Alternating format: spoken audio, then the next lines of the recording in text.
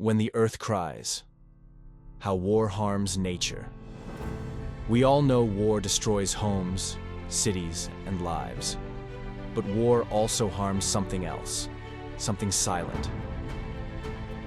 It poisons forests, rivers, animals, and even the air we breathe. This is the story of how war hurts our planet, and why only peace can heal it. Let's take a look at Ukraine. Approximately 174,000 square kilometers of Ukrainian territory have been contaminated with landmines and unexploded ordnance since the onset of the full-scale invasion in 2022. Fields once full of golden wheat now hide dangerous landmines and unexploded rockets. Farming has stopped. Families who once lived off the land can't return. Even animals avoid these areas.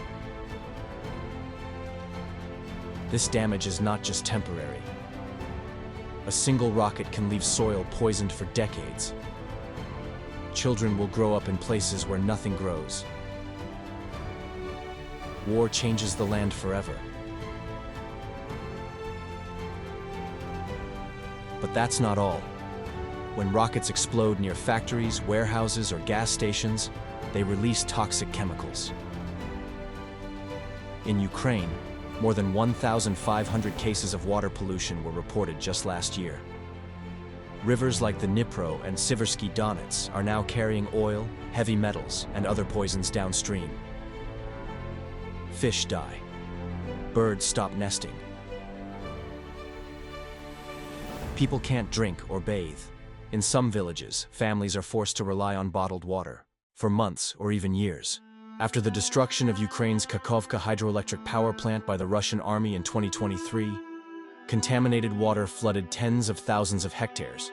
Tons of fish died, and drinking water became unsafe in many villages. Missile strikes also send harmful gases and dust into the air. Some chemicals stay floating for days. Others fall to the ground and poison the soil. One single missile explosion can pollute the air as much as 300 cars running for a full day. And now, in many Ukrainian cities, scientists have found rising levels of lead and mercury in the atmosphere, both dangerous to humans and wildlife. Forests suffer too.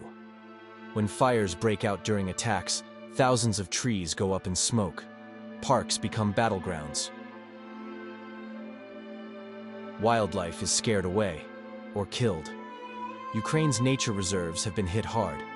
Over 600 protected areas have been damaged. In the Kherson region, populations of deer, foxes, and wild birds are shrinking fast. Some species may never return. And then there's the silent damage. Even when a place looks peaceful after the war, tanks and shells have leaked oil, lead, and uranium into the ground. It becomes a dead zone. Grass won't grow. Trees dry out. The earth stays poisoned, sometimes for generations. Farmers who return find their soil useless. Crops won't grow. Livestock falls sick. These are wounds we don't always see, but nature feels them deeply.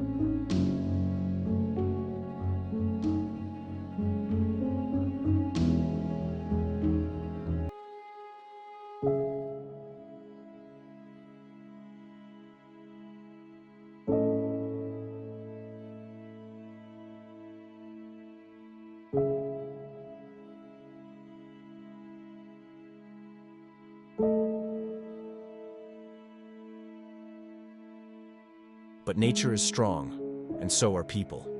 In Ukraine, volunteers and scientists are fighting back. They're planting trees where forests were lost, cleaning rivers, rescuing animals, removing landmines and dangerous metal. Restoring nature takes time, but it's happening.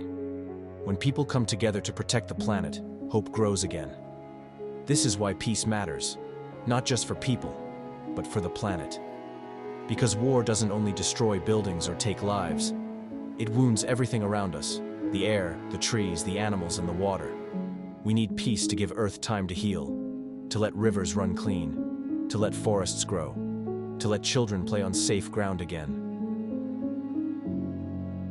Let's be the ones who hear the Earth when it cries, and let's make sure no one ever has the right to attack another, not because they are stronger, not because they are more cunning. Humanity strives to be civilized, to grow, to evolve, not to fall back into the wild logic of force. No one should suffer, not people, not nature. When we allow one powerful force to attack, we give silent permission for others to follow. And that's how the next wars begin. We must stand for honesty, for peace, for harmony, between nations and with the planet. On an advanced Earth, people and nature should feel safe, protected, certain that their rights will not be violated. Not today, not tomorrow. Only together can we protect this world we call home.